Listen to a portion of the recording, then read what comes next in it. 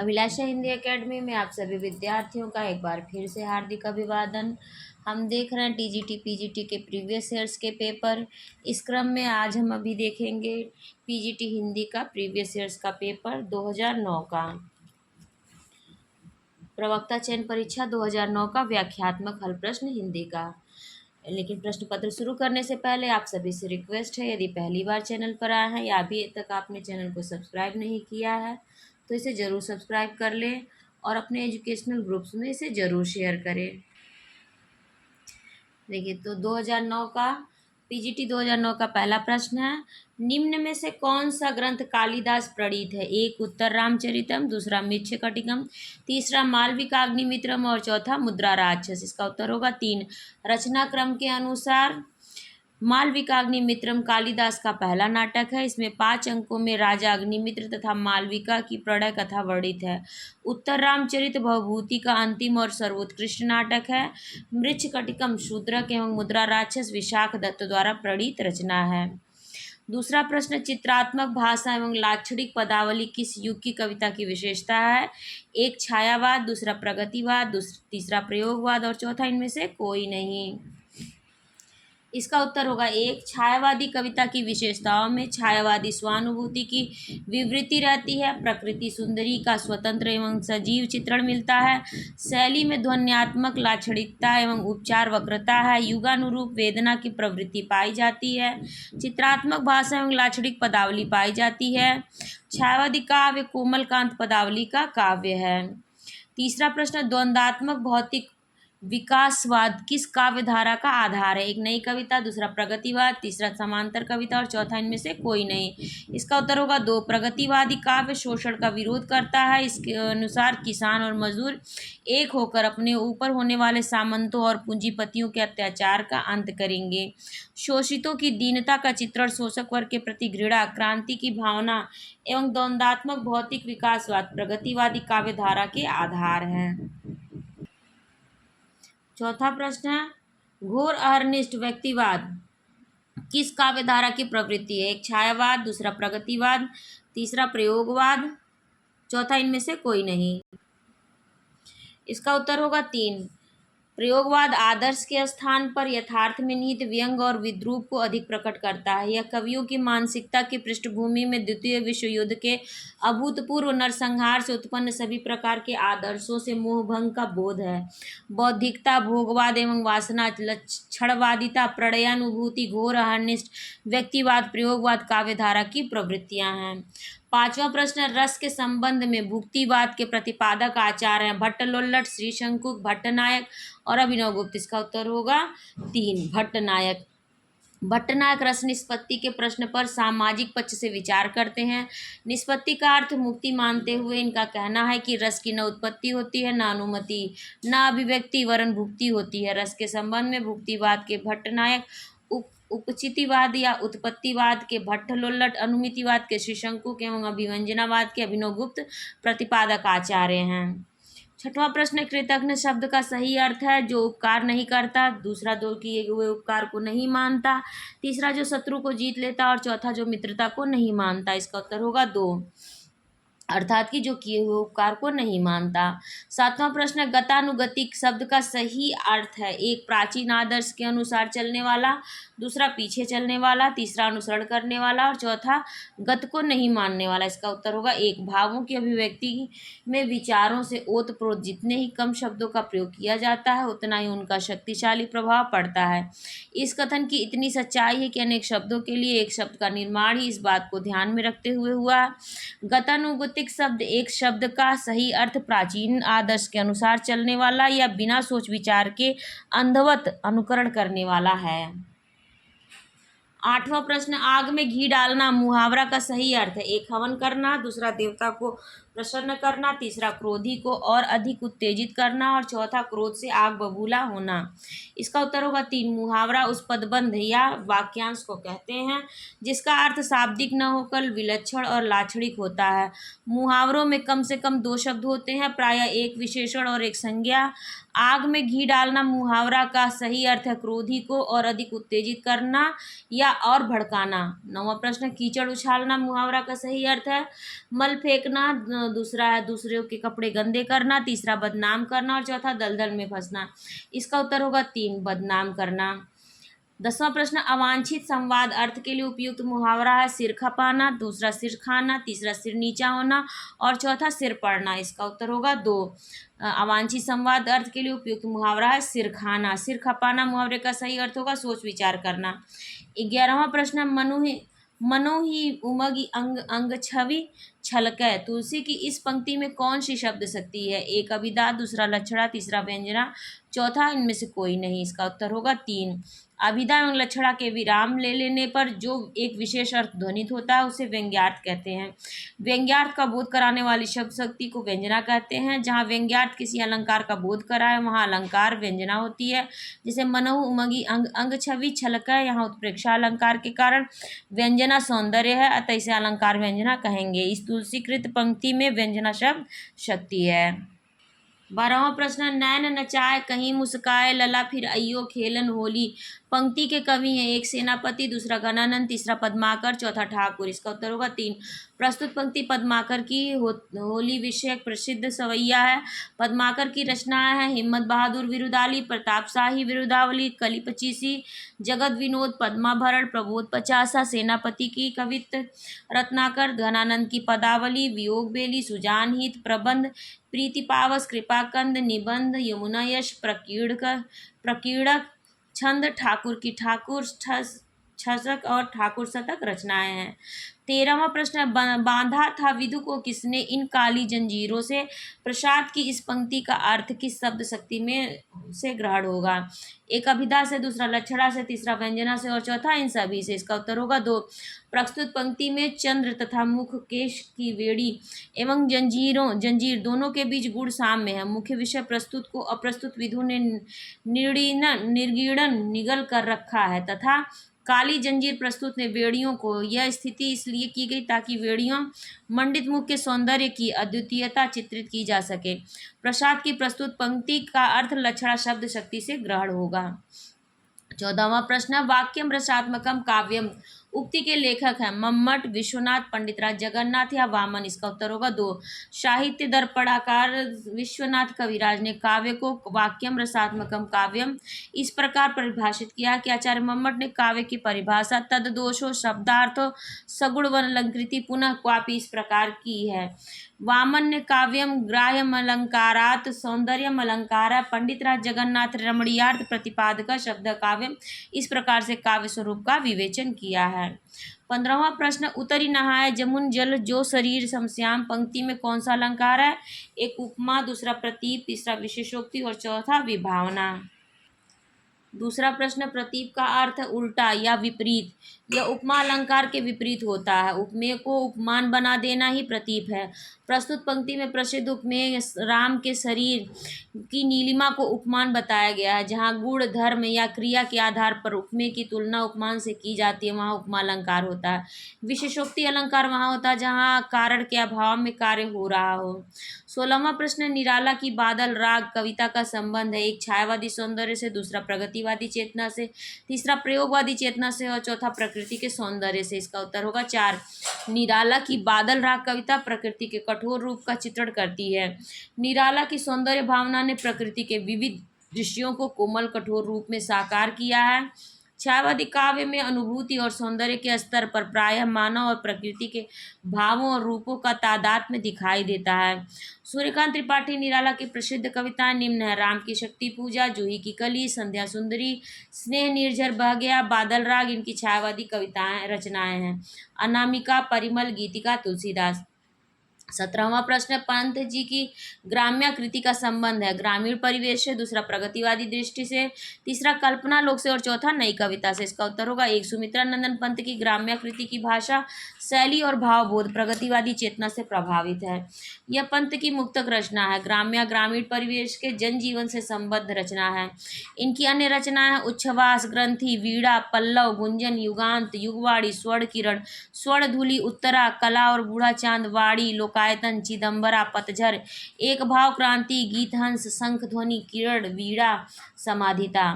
18वां प्रश्न, वर्ग वैषम्य एवं वर्ग चेतना प्रेमचंद के किस उपन्यास का मूल आधार है? एक गबन, दूसरा गोदान, तीसरा निर्मला और चौथा प्रेमाश्रम। इसका उत्तर होगा 2। प्रेमचंद के उपन्यास गोदान को तो ग्रामीण जीवन और कृषि संस्कृति का महाकाव्य ही कहा जा सकता है। ग्रामीण जीवन का इतना सच्चा, व्यापक और प्रभावशाली चित्रण हिंदी के किसी अन्य उपन्यास में नहीं हुआ है। उन्होंने सामयिक समस्याओं को अपने उपन्यासों का आधार बनाने के बावजूद जीवन की सहज सामान्य धारा को उचित महत्व दिया है। वर्ग वैषम्य एवं वर्ग चेतना प्रेमचंद के गोदान उपन्यास का मूल आधार है। सेवा सदन, प्रेमाश्रम, रंगभूमि, कायाकल्प, निर्मला, गबन, कर्मभूमि इनके प्रमुख उपन्यास हैं। गबन में उन्होंने स्त्रियों के आभूषण प्रेम के दुष्परिणामों का चित्रण किया है, तो निर्मला में दहेज प्रथा और अनमेल विवाह के समस्या को प्रस्तुत किया है। प्रेमाश्रम गोसाए आफिमत उर्दू उपन्यास का हिंदी अनुवाद है। 19वां प्रश्न, परीक्षा गुरु को किस समालोचक ने हिंदी का प्रथम उपन्यास स्वीकार किया है? एक जॉर्ज ग्रियर्सन, दूसरा मिश्र बंधु, तीसरा आचार्य रामचंद्र शुक्ल और चौथा महावीर प्रसाद द्विवेदी। इसका उत्तर होगा 3। आचार्य शुक्ल ने लाला श्रीनिवास दास के परीक्षा गुरु को हिंदी में अंग्रेजी ढंग का पहला उपन्यास कहा है। इसमें बड़ी साधारण सी कथा है। एक अमीर के बिगड़ने और अपने एक सच्चे मित्र की सहायता से सुधरने की घटना है। इसमें नैतिक उपदेश की बहुलता है। आचार्य महावीर प्रसाद द्विवेदी ने उपन्यास रहस्य को पहला उपन्यास माना है। 20वां प्रश्न, करते तुलसीदास भी कैसे मानसनाद महावीर का यदि उन्हें मिलता नहीं प्रसाद?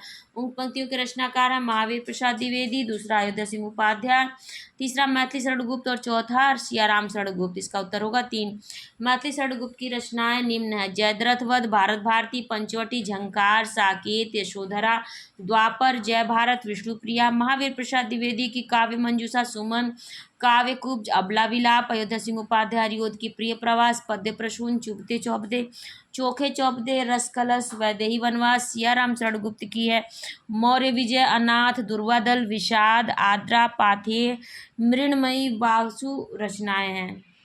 21वां प्रश्न, महाभारत की कथा पर आधारित नाटक है। एक अंधा युग, दूसरा अंधी गली, तीसरा कोणार्क और चौथा आधे अधूरे। इसका उत्तर होगा 1 अंधा युग। धर्मवीर भारती द्वारा रचित एक गीत नाट्य है जो 1954 में प्रकाशित हुआ। इसका कथानक महाभारत युद्ध के 18वें दिन की संध्या से लेकर प्रभास तीर्थ में कृष्ण की मृत्यु तक के कालखंड पर आधारित है।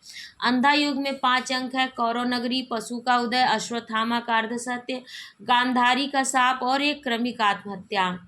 12वां प्रश्न, कौन सा नाटक मोहन राकेश कृत नहीं है? एक लहरों के राजहंस, दूसरा आधे अधूरे, तीसरा रक्त कमल और चौथा आषाढ़ का एक दिन। इसका उत्तर होगा 3। मोहन राकेश आधुनिक काल के सशक्त नाटककार माने जाते हैं। यद्यपि उन्होंने केवल 3 नाटकों की रचना की, तथापि संख्या में कम होने पर भी उनके नाटक हिंदी में अपना विशिष्ट स्थान रखते हैं। उनके नाटकों का नाम है आषाढ़ का एक दिन 1958, लहरों के राजहंस 1963 तथा आधे अधूरे 1969। आषाढ़ का एक दिन महाकवि कालिदास के परिवेश, रचना प्रक्रिया, प्रेरणा स्रोत और उनके चूक जाने से संबद्ध कथा को प्रस्तुत करने वाला नाटक है। आधे अधूरे मध्यवर्गीय जीवन की विडंबना को प्रस्तुत करने वाला एक सशक्त नाटक है। लहरों के राजहंस में नंद और सुंदरी की कथा महात्मा बुद्ध के परिप्रेक्ष्य में प्रस्तुत की गई है। रक्तकमल डॉक्टर लक्ष्मी नारायण लाल का नाटक है। 23वां प्रश्न, सूची 1 को सूची 2 से मिलान करना है। इसमें तो क्या भूलूं क्या याद करूं, ये क्या भूलूं क्या याद करूं हरिवंश राय बच्चन का है। रसीदी टिकट अमृता प्रीतम का, आवारा मसीहा विष्णु प्रभाकर का और कलम का सिपाही अमृत राय की रचना है।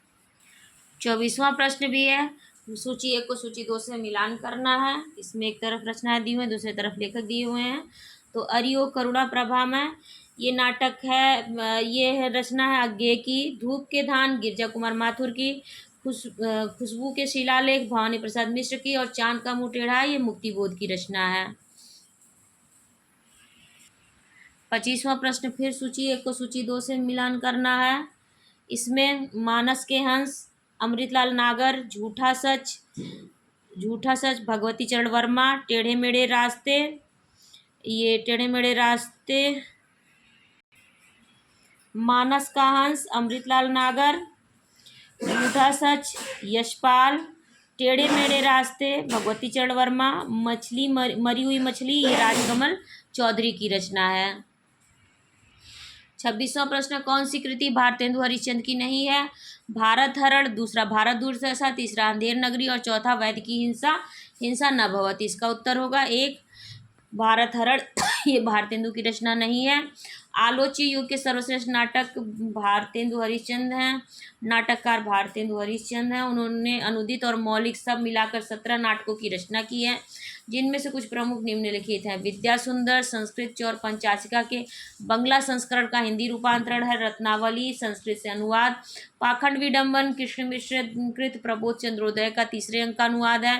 भारत जननी मुद्रा द्राक्षस की वैदिकी हिंसा हिंसा न भवती। सत्य हरिश्चंद्र श्री चंद्रावली नाटिका विशेष्य विष्मोसदम भारत दूरदशा। नील देवी अंधेर नगरी प्रहसन है। सती प्रताप गीति रूपक प्रेम जोगिनी भारत हरण देवकीनंद त्रिपाठी का नाटक है। 27वां प्रश्न है, इस करुण कलित हृदय में अब विकल रागनी बजती, क्यों हाहाकार स्वरों में वेदना असीम गरजती। इस पंक्ति के रचनाकार हैं सुमित्रा नंदन पंत, महादेवी वर्मा, जयशंकर प्रसाद और सूर्यकांत त्रिपाठी निराला। इसका उत्तर होगा 3, जयशंकर प्रसाद इन पंक्तियों के रचनाकार हैं। प्रस्तुत पंक्तियां प्रसाद के आंसू काव्य से ली गई हैं। प्रसाद की अन्य रचनाएं हैं उर्वशी, वन मिलन, प्रेम राज्य, अयोध्या का उद्धार, शोकोच्छवास, भभ्रुवाहन, कानन कुसुम, प्रेम पथिक, करुणालय, महाराणा का महत्व, झरना, आंसू, लहर, कामायनी। सुमित्रा नंदन पंत की रचनाएं उच्छ्वास, ग्रंथि, वीणा, पल्लव, गुंजन।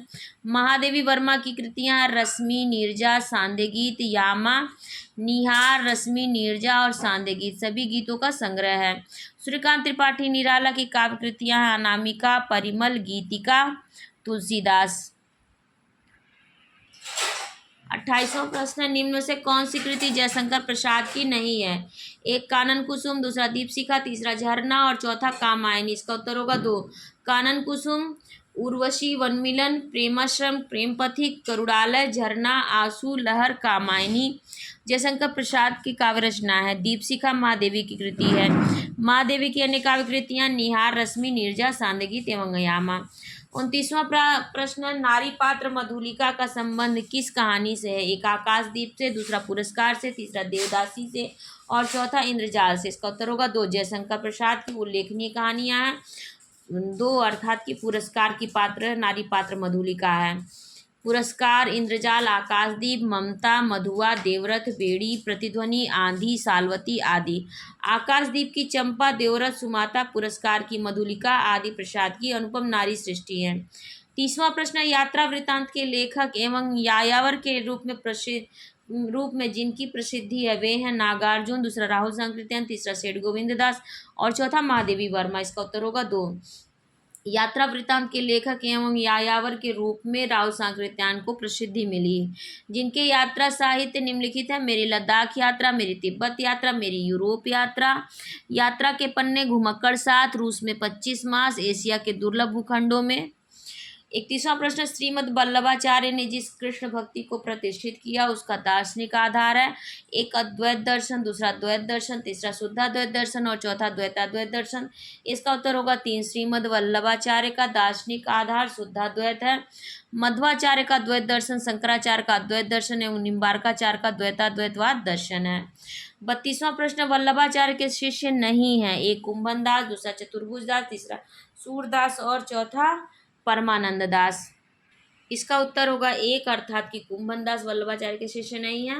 श्री वल्लभाचार्य ने जिस पुष्टि मार्गी भक्ति संप्रदाय की स्थापना की थी उनका जिन भक्त कवियों द्वारा पल्लवन किया गया उन्हें अष्टछाप के कवि कहा जाता है, किंतु जिन 8 भक्त कवियों पर गोस्वामी विठलनाथ ने अपने आशीर्वाद की छाप लगाई थी वे अष्टछाप के नाम से प्रसिद्ध हैं। इन 8 भक्त कवियों में 4 वल्लभाचार्य के शिष्य थे, कुंभन दास, सूरदास, परमानंद दास और कृष्णदास, और 4 अन्य गोस्वामी विठलनाथ के शिष्य थे, गोविंद स्वामी, नंद स्वामी, छीत स्वामी और चतुर्भुज दास। 33वां प्रश्न, बिहारी कवि है रीति सिद्ध, रीतिबद्ध, रीतिमुक्त, तो इनमें से कोई नहीं। इसका उत्तर होगा 1, रीतिकालीन काव्य धाराओं को 3 धाराओं में विभाजित किया जाता है। रीतिबद्ध, इस धारा में कवियों ने अलंकार, नायिका भेद आदि के लक्षण बताकर उनके उदाहरण काव्य स्वरूप काव्य रचा है, जैसे केशव, पद्माकर, मतिराम आदि। वस्तुतः यह मूलतः कवि थे। रीतिसिद्ध, इनमें वे कवि आते हैं जो लक्षण उदाहरण की पद्धति प्रकट रूप में तो नहीं अपनाते किंतु रचना करते समय उनका ध्यान रखते हैं। बिहारी ऐसे कवि हैं। रीतिमुक्त, इस धारा के कवि लक्षण उदाहरण की न तो प्रसिद्ध पद्धति अपनाते हैं और न उनका ध्यान रखते हैं। घनानंद, आलम, बोधा, ठाकुर आदि रीतिमुक्त या स्वच्छंद धारा के कवि माने जाते हैं। 34वां प्रश्न है, बाल कृष्ण भट्ट द्वारा संपादित पत्रिका का नाम था ब्राह्मण, हिंदी प्रदीप, आनंद कादम्बिनी, इनमें से कोई नहीं। इसका उत्तर होगा 2, हिंदी प्रदीप 1877 इलाहाबाद से प्रकाशित बालकृष्ण भट्ट की मासिक पत्रिका है। ब्राह्मण पत्रिका 1833 में कानपुर से प्रकाशित पंडित प्रताप नारायण मिश्र की मासिक पत्रिका है। आनंद कादम्बिनी 1881 इसमें मिर्जापुर से प्रकाशित मासिक पत्रिका है।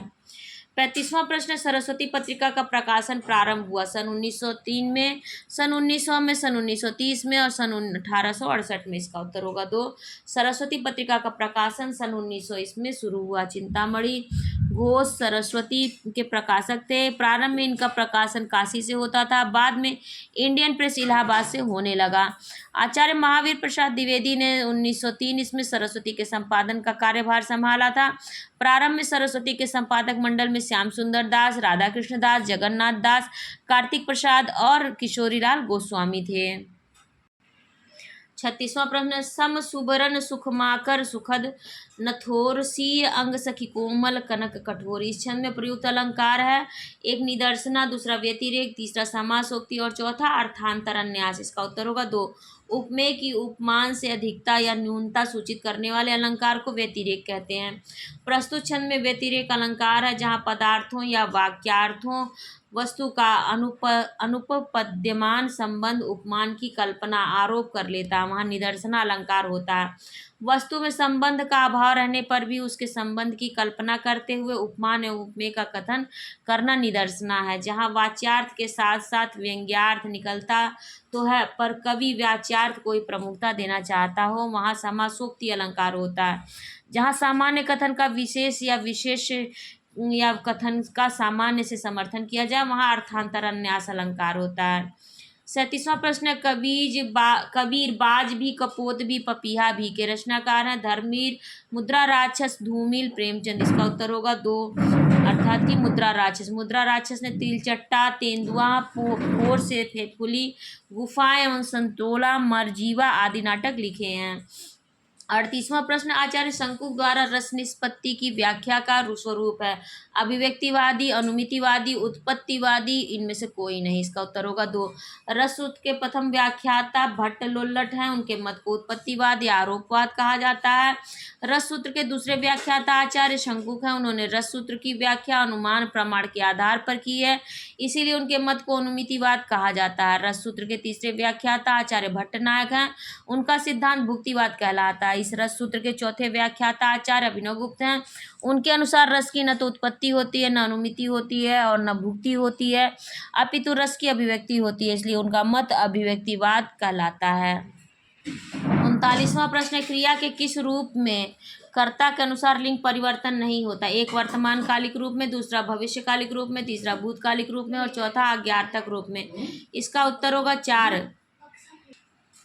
इसका उत्तर होगा 4। क्रिया के 4 प्रकार माने जाते हैं, निश्चयार्थक प्रकार, संदेहार्थक प्रकार, संभावनार्थक प्रकार और विध्यार्थक प्रकार। जब क्रिया के रूप से आज्ञा, प्रार्थना, इच्छा आदि का बोध हो तो उसे विध्यार्थक प्रकार कहते हैं। इसके दोनों लिंगों में रूप बराबर होता है। क्रिया के आज्ञार्थक रूप में कर्ता के अनुसार लिंग परिवर्तन नहीं होता।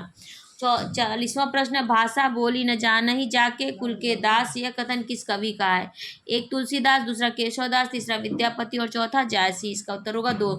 केशवदास की रचनाएं निम्न है, रामचंद्रिका, कविप्रिया, रसिक प्रिया, वीर सिंह चरित, वीरचंद, विज्ञान गीता, जहांगीर, जस चंद्रिका। तुलसीदास की रचना है रामचरितमानस, विनय पत्रिका, कवितावली, गीतावली, दोहावली, पार्वती मंगल, जानकी मंगल, बरवय रामायण, रामलला नैछू, वैराग्य संदीपनी, कृष्ण गीतावली, रामाज्ञा प्रश्नावली, जायसी की पद्मावत, तखरावट एवं आखिरी कलाम प्रमुख रचनाएं हैं। विद्यापति की कीर्तिलता एवं कीर्ति पताका रचनाएं हैं।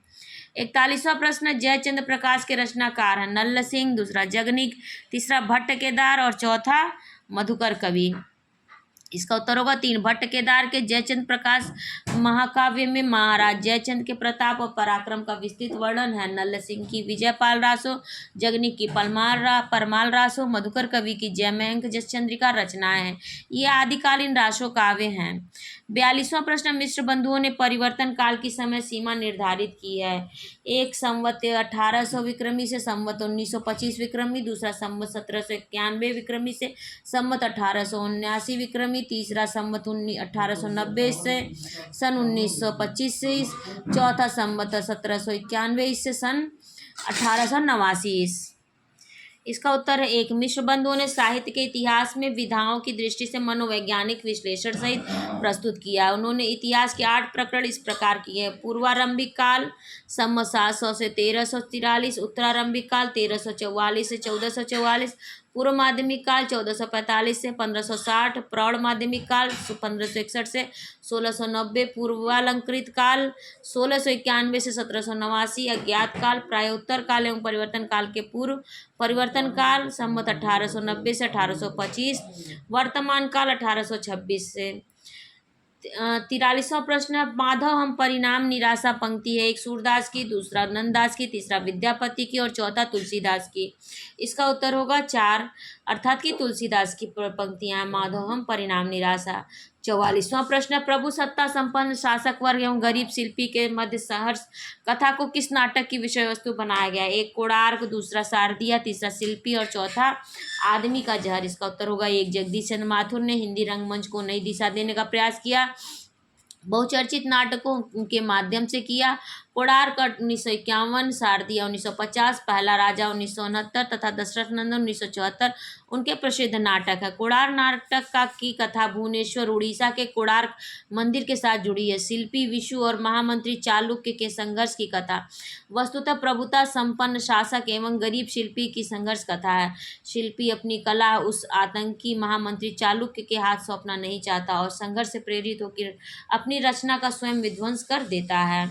45वां प्रश्न, स्वयंभू को हिंदी का प्रथम कवि माना जाता है, कवि माना है। एक रामकुमार वर्मा ने, दूसरा रामचंद्र शुक्ल ने, तीसरा हजारी प्रसाद द्विवेदी ने और चौथा राहुल सांकृत्यायन ने। इसका उत्तर होगा 1। डॉक्टर रामकुमार वर्मा ने स्वयंभू को, जो कि अपभ्रंश के सबसे पहले कवि हैं, हिंदी का पहला कवि मानते हुए हिंदी साहित्य का आरंभ 693 से स्वीकार किया है। डॉक्टर शिव सिंह सेंगर ने 7वीं शताब्दी में उत्पन्न पुष्प या पुंड नामक किसी कवि को हिंदी का प्रथम कवि माना है। राहुल सांकृत्यायन ने 7वीं शताब्दी ईस्वी में सरापा को हिंदी का प्रथम कवि माना है। वे 84 सिद्धों में से एक थे। डॉक्टर गणपति चंद्रगुप्त ने अपने हिंदी साहित्य का वैज्ञानिक इतिहास में भारतेश्वर बाहुबली रास के रचयिता शालिभद्र सूरी को हिंदी का प्रथम कवि माना है। 46वां प्रश्न, चक्रपाणी दर्शनार्थ पद में मान्य समास होगा। एक कर्मधारय समास, दूसरा तत्पुरुष समास, तीसरा अव्ययी भाव समास और चौथा बहुव्रीहि समास। इसका उत्तर होगा 4। जब 2 शब्द मिलकर किसी तीसरे शब्द का विशेषण बन जाए तो उसे बहुव्रीहि समास कहते हैं। इस समास में दोनों शब्दों में से कोई भी प्रधान नहीं होता और समस्त पद किसी अन्य संज्ञा की ओर संकेत करते हैं। चक्रपाणी दर्शनार्थ, चक्र है हाथ में जिसके उसके दर्शन के लिए मान्य समास बहुव्रीहि है। जब कोई एक खंड विशेषण या उपमा सूचक शब्द हो जो कर्मधारय समास बनता है। तत्पुरुष समास में उत्तर पद प्रधान होता है, अव्ययी भाव में प्रथम खंड प्रधान होता है। 47वां प्रश्न, भ्रमर गीत प्रसंग का मूल स्रोत है। एक श्रीमद् भागवत का पंचम स्कंद, दूसरा श्रीमद् भागवत का 10वां स्कंद, तीसरा श्रीमद् भागवत का 3य स्कंद और चौथा श्रीमद् भागवत का 9वां स्कंद। इसका उत्तर होगा 2। भ्रमर गीत का तात्पर्य है उपालंब काव्य से, जिसमें नायक की निष्ठुरता एवं लंपटता के साथ साथ नायिका की मूक व्यथा विरह वेदना का मार्मिक चित्रण करते हुए नायक के प्रति नायिका के उपालंबों का चित्रण किया जाता है। हिंदी काव्य में भ्रमर गीत का मूल स्रोत श्रीमद् भागवत पुराण है, जिसके 10वें स्कंद के 46वें एवं 47वें अध्याय में भ्रमर गीत प्रसंग है। 48वां प्रश्न, रामचरितमानस के ज्ञान दीपक प्रसंग किस काव्य में वर्णित हैं? एक उत्तरकांड में, दूसरा अयोध्या कांड में, तीसरा बाल कांड में, चौथा अरण्य कांड में। इसका उत्तर होगा 1। तुलसीदास कृत रामचरितमानस अवधी भाषा में दोहा चौपाई शैली में हुई है। यह राम कथा पर आधारित महाकाव्य। इसमें 7 कांड है, बाल कांड, अयोध्या कांड, अरण्य कांड, किष्किंधा कांड, सुंदर कांड, लंका कांड और उत्तरकांड। उत्तरकांड में तुलसी ने ज्ञान भक्ति का जो विवेचन किया है वह उन्हें उच्च कोटि का विद्वान सिद्ध करने के लिए पर्याप्त है। ज्ञानदीप प्रसंग उत्तरकांड में वर्णित है। 49वां प्रश्न है, हिंदी का प्रथम व्याकरण लिखने वाले विद्वान है। एक जेसुआ केटलर, दूसरा किशोरीलाल दास वाजपेयी, तीसरा जॉर्ज ग्रियर्सन और चौथा कामता प्रसाद गुरु। इसका उत्तर होगा एक जॉन जेसुआ केटलर का हिंदुस्तानी ग्रामर 1698 को हिंदी का प्रथम व्याकरण ग्रंथ माना जाता है। भाषा वाक्य पृथक्करण हिंदी, बाल बोध व्याकरण, सहज हिंदी रचना हिंदी व्याकरण, प्रथम हिंदी व्याकरण, संक्षिप्त सरल हिंदी रचना हिंदी, मध्य हिंदी व्याकरण कामता प्रसाद गुरु की रचनाएं हैं। 50वां प्रश्न, किस विद्वान ने देवनागरी लिपि के स्थान पर रोमन लिपि स्वीकार करने का सुझाव दिया था? एक महात्मा गांधी ने, दूसरा काका कालेलकर ने, तीसरा सुनीति कुमार चटर्जी ने और चौथा विनोबा भावे ने। इसका उत्तर होगा 3 डॉक्टर सुनीति कुमार चटर्जी सभी भारतीय भाषाओं को कुछ परिवर्धन के साथ रोमन लिपि अपनाने का सुझाव दिया था। रोमन लिपि जो वर्णनात्मक होने के कारण तथा अन्य दृष्टियों से भी और लिपियों की तुलना में अच्छी होने के कारण संसार की सर्वोत्तम लिपियों में समझी जाती है। 91वां प्रश्न, भारतीय भाषा परिषद कलकत्ता द्वारा प्रकाशित पत्रिका है। एक वसुमती, दूसरा बहुवचन, तीसरा आकार और चौथा वागर्थ। इसका उत्तर होगा 4 भारतीय भाषा परिषद कलकत्ता द्वारा संपादक रविंद्र कालिया एवं ममता कालिया द्वारा वागर्थ पत्रिका का संपादन होता था। 52वां प्रश्न, राजेंद्र यादव और मन्नू भंडारी ने संयुक्त रूप से किस उपन्यास की रचना की है? एक सारा आकाश, दूसरा आपका बंटी, तीसरा 1 इंच मुस्कान और 14 मुर्दा सराय। इसका उत्तर होगा 3 राजेंद्र यादव के उपन्यास निम्न है। उखड़े हुए लोग, सारा आकाश यानी कि 1 इंच मुस्कान की रचना मन्नू भंडारी और राजेंद्र यादव ने एक साथ की है। राजेंद्र यादव के उपन्यास हैं उखड़े हुए लोग, सारा आकाश, सह और मात, उल्टा, मुखर, चिंतन, अनदेखे अनजाने पल। मन्नू भंडारी की महाभोज, आपका बंटी उपन्यास विधा है। मुर्दा सराय शिव प्रसाद सिंह की कहानी विधा, इनके उपन्यास हैं अलग अलग वैतरणी, गली आगे मुड़ती है, दिल्ली दूर है, औरत कोहरे में, युद्ध, वैश्वानर, नीला चांद, सैलूश आदि। 53वां प्रश्न है, सूची 1 को सूची 2 से मिलान करना है। इसमें हम देखते हैं कालिदास की रचनाएं हैं कुमार संभवम, रघुवंशम, कुमार संभवम, मेघदूतम, ऋतुसंहारम, अभिज्ञान शाकुंतलम, विक्रमोर्वशीयम, मालविकाग्निमित्रम। भवभूति की रचना कृति है उत्तर रामचरितम, मालती माधव, महावीर चरितम है। दंडी की 10 कुमार चरितम, काव्यादर्श, अवंती सुंदरी कथा, छंदो विचित, कला परिच्छेद, द्विसंधान काव्य रचना कृतियां हैं। बाणभट्ट की रचना हर्षचरित एवं कादम्बरी, श्रीहर्ष की नैषधीय चरितम, स्थैर्य विचार, प्रकरण, सी विजय प्रशस्ति, खंड खाद्य प्रियदर्शिका, नागानंद रत्नावली रचनाएं हैं। इस सूची के अनुसार कालिदास की रचना है ऋतुसंहारम, भवभूति की है उत्तर रामचरितम, दंडी की 10 कुमार चरितम, बाणभट्ट की कादम्बरी और श्रीहर्ष की नैषधीय चरितम रचनाएं हैं। 54वां प्रश्न, वामा कुलस्याध्याय में वामा शब्द का अभिप्राय है। एक मनोनुकूल व्यवहार करने वाली स्त्रियां, दूसरा विपरीत आचरण करने वाली स्त्रियां, तीसरा सामान्य युवतियां और चौथा वक्र स्वभाव वाली स्त्रियां। इसका उत्तर होगा 2 प्रस्तुत सूक्ति महाकवि कालिदास विरचित नाटक अभिज्ञान शाकुंतलम के चतुर्थ अंक के 18वें श्लोक की अंतिम पंक्ति है। वामा विपरीत चारणवत्स्य स्त्रियः कुलस्य वंशस्य आधय दुःखकारणानि भवन्ति, अर्थात वामा का अभिप्राय है विपरीत आचरण करने वाली स्त्रियां। 55वां प्रश्न है, उत्तर रामचरितम के 3य अंक का संबंध किससे है? एक वाल्मीकि का आश्रम से, दूसरा अयोध्या से, तीसरा सरयू तट से और चौथा पंचवटी से। इसका उत्तर होगा 4 श्री भवभूति प्रणीत उत्तर रामचरितम के प्रथम अंक का संबंध अयोध्या, द्वितीय अंक का दंडकारण्य, तृतीय अंक का दंडकारण्य का पंचवटी प्रदेश, चतुर्थ, पंचम, षष्ठ एवं सप्तम अंक वाल्मीकि के आश्रम से संबंधित है। उत्तर रामचरित में कुल 7 अंक हैं। 56वां प्रश्न है, बृहस्पति का संधि विच्छेद होगा। बृहस्धनपति, दूसरा बृहस्धनपति, तीसरा बृहधनपति और चौथा बृहस्धनपति। इसका उत्तर होगा 3 विसर्ग के बाद खर हो तो विसर्ग का स हो जाता है, जैसे विसर्जनीय से सूत्र से बृहधनपति, बृहस्धनपति, बृहस्पति। 57वां प्रश्न, अस्था धातु का लंग लकार मध्यम पुरुष बहुवचन का रूप होगा। एक तिष्ठति, दूसरा अतिष्ठति, तीसरा अतिष्ठन, चौथा अतिष्ठति। इसका उत्तर होगा 4। अस्था का अर्थ होता है ठहरना। अतिष्ठन लंग लकार भूतकाल प्रथम पुरुष बहुवचन का रूप है। 58वां प्रश्न, नमः स्वस्ति स्वाहा स्वधा के योग में कौन सी विभक्ति होती है? एक प्रथमा विभक्ति, दूसरा द्वितीय विभक्ति, तीसरा तृतीय विभक्ति और चौथा चतुर्थी विभक्ति। इसका उत्तर होगा 4। नमः स्वस्ति स्वधा स्वाहा के स्वधा स्वाहा अलंग वषड योगास्य सूत्र से नमः स्वस्ति स्वधा स्वाहा अलम और वषड इन अव्यय पदों के योग में चतुर्थी विभक्ति होती है। 59वां प्रश्न, मुनि शब्द का षष्ठी विभक्ति में एक वचन में रूप होगा। मुने, मुने, मुनौ, मुन्यौ। इसका उत्तर होगा 2। मुने चतुर्थी एक वचन का रूप है। मुनौ सप्तमी एक वचन का रूप होगा। 60वां प्रश्न, सम उपसर्ग से निष्पन्न शब्द कौन सा है? एक संस्कार, दूसरा सामना, तीसरा समझौता और चौथा स्वयं। इसका उत्तर होगा 1।